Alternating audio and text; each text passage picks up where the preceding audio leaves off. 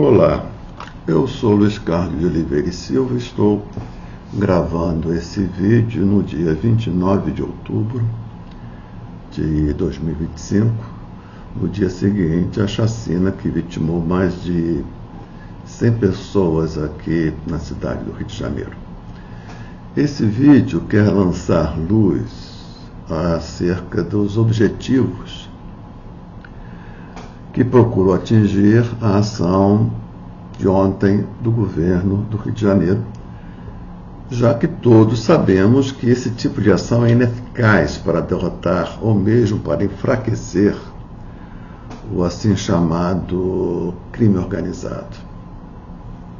É política, estúpido, seria a resposta para a pergunta sobre os objetivos da operação de ontem. Portanto, não se trata de derrotar ou de enfraquecer o crime organizado, mas, isso sim, de reafirmar o projeto de poder da extrema-direita se apresentando como a única saída para a violência dos bandidos. Bandidos esses protegidos pela esquerda, como dizem. É disso que se trata. A ação de ontem, como disse o governador do estado, foi muito bem planejada. Ficou claro que isso eu vou querer mostrar aqui nesse vídeo, ficou claro que ela foi feita de modo a deliberadamente, 1, produzir uma chacina, 2, envolver toda a cidade na ação, 3, tirar a extrema-direita das cordas, 4, associar a operação de ontem com as ações de Trump no Mar do Caribe e do Pacífico, e 4, reafirmar o projeto de poder da extrema-direita, que não é outro senão de instaurar no país um Estado totalitário, entreguista, neoliberal e reacionário até a medula. Então, a ação de ontem procurou não enfraquecer o crime organizado, ou derrotar o crime organizado, certo? Afirmar esses 5 pontos, né? Então, a operação de ontem faz sentido à luz da afirmação do projeto de poder da extrema-direita. Vamos lá. Ponto 1. Por que foi importante produzir uma chacina? O governador disse que a ação de ontem foi muito bem planejada. Então, a chacina foi muito bem planejada. Ela objetivava produzir uma chacina. Isso não foi um acidente. Há um método na produção de chacina. Já que, ao produzir uma chacina, a extrema-direita propagandeia na prática, ainda que de modo subreptício, a ideia, ainda inconfessada por enquanto, de que no atual estágio do capitalismo não há espaço para todos. Isso é central. Não, no atual estágio do capitalismo não há espaço para todos. É a partir dessa compreensão, dessa certeza, que a extrema-direita projeta o seu projeto de poder. A necessidade, portanto, da produção da morte em escala, como política de Estado, essa está presente, né?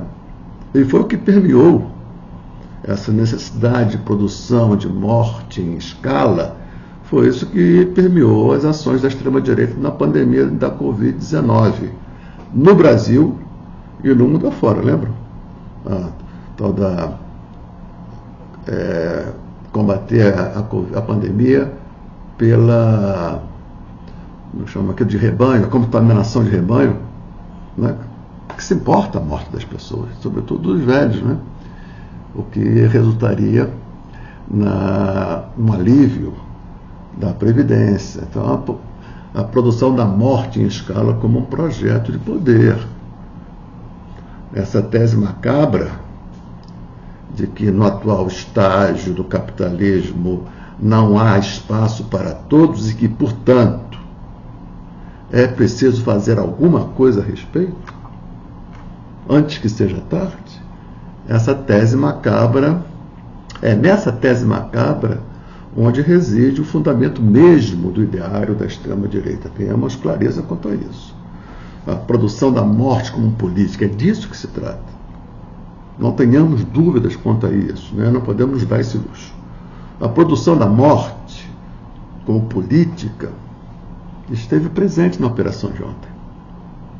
Tanto como economia, ou seja, para atender o princípio de que não há espaço para todos, quanto como ideologia. Uma ação ideológica para convencer as pessoas que só um Estado violento pode combater a violência dos bandidos. Isso no plano ideológico. No plano econômico, diminuir a população, política de morte. No plano ideológico, mostrar que só um Estado violento é capaz de combater e vencer a violência dos bandidos. Para a extrema-direita, portanto, quanto mais violência, seja dos bandidos, seja do Estado, melhor. Basta ver o carnaval que a mídia de extrema-direita está fazendo hoje, com os acontecimentos de ontem, tentando capitalizar politicamente a chacina. Bandido bom é bandido morto, tudo aquilo que a gente sabe. A violência política, a produção da morte como política e a propaganda do Estado totalitário sempre estão juntas nas ações da extrema-direita. Foi o que vimos ontem, mais uma vez aqui no Rio. Não é? O ponto 2, porque era importante envolver toda a população da cidade na ação,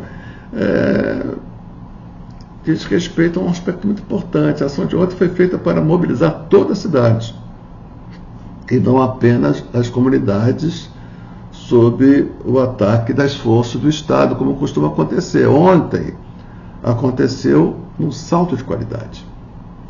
O centro da cidade, por exemplo, onde eu moro, às 4 da tarde, parecia um domingo, tudo fechado.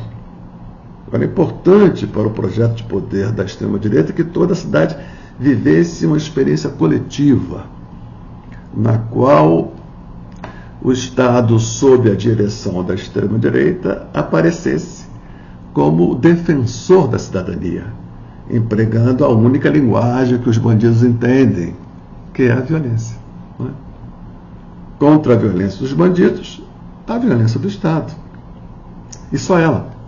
E não os direitos humanos, como quer a esquerda. Esse é o quadro que a extrema-direita não perde a oportunidade de afirmar, capitalizando a seu favor o medo das pessoas. Simples assim. Por isso, era importantíssimo que a operação de ontem produzisse uma experiência coletiva. E foi o que aconteceu. Toda a cidade vivenciou, cada um a seu modo, a ação policial militar de ontem, né?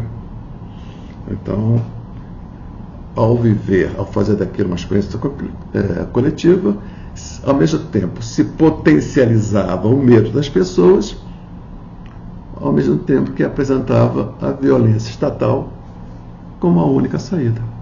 Né? Isso nos leva ao ponto 3, tirar a extrema-direita das cordas. A reação do sistema à tentativa de golpe bolsonarista e as atitudes de Eduardo Bolsonaro nos Estados Unidos levaram, não há como negar, me parece, a extrema-direita às cordas. Eles precisavam, portanto, fazer alguma coisa para reverter o quadro, sobretudo agora, quando ficou claro que as movimentações pela anistia se esvaziaram e que as sanções de Trump contra o país podem não produzir os efeitos esperados. As ações de ontem visam também tirar a tentativa de golpe bolsonarista do centro do debate para colocar no centro do debate uma pauta na qual a extrema-direita nada de braçada, que é a pauta da assim chamada violência urbana. Eles nadam de braçada nessa pauta porque são os mestres do cinismo, da demagogia e da exacerbação e da manipulação do sentimento de medo das pessoas. Eles exploram ao máximo o medo e se apresentam como os únicos capazes de resolver o problema da violência, porque, dizem, só com a violência do Estado se pode vencer a violência dos bandidos. Essa demagogia, apesar de simplória, é muito eficiente, sobretudo em situações de medo exacerbado. Portanto, eles não vão perder ocasião de exacerbar o medo das pessoas. Foi o que aconteceu ontem. Foi o que vimos ontem. Não é? O quarto ponto aponta para uma novidade. Porque até então os três pontos anteriores nós já conhecemos.